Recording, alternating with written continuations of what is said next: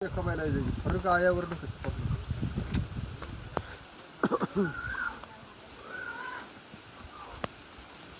कपाळा जर आईवर आली हा.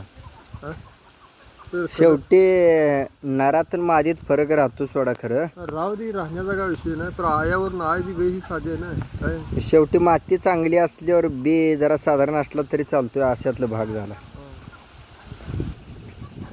माती चांगली पाहिजे मुळात. माती मुळात चांगली पाहिजे बी पेरताना. माती सगळीकडे दूषित झालेली असते म्हणजे गया प्रॉपर वंशाच्या खनिजा नसल्या म्हणजे घोटाळा होऊ शकतो.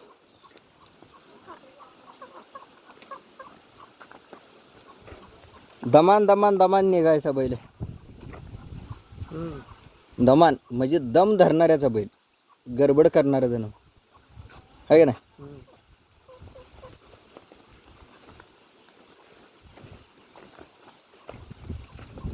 तसं त्या चिचखाली होतं, चिचखाली वासरू होतं त्याला उजवच की स्वामी वासरला नाही, त्या अलीकडचं हितलं त्या चिचखालचं मोठ्या चिचखालचं हां हां त्याला हां त्याला वासरू उजवच की.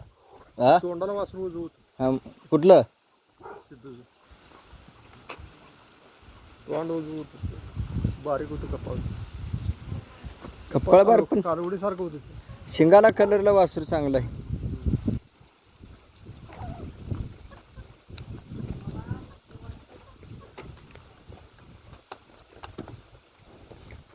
गेलंय टाकाव पण नाही चांगली.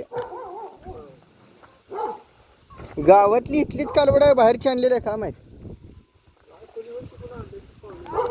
कालवडी गाय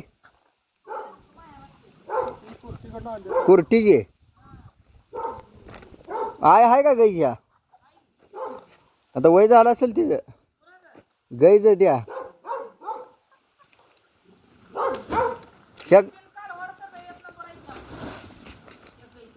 मग त्यांच्या घरी जायचं का तिथं.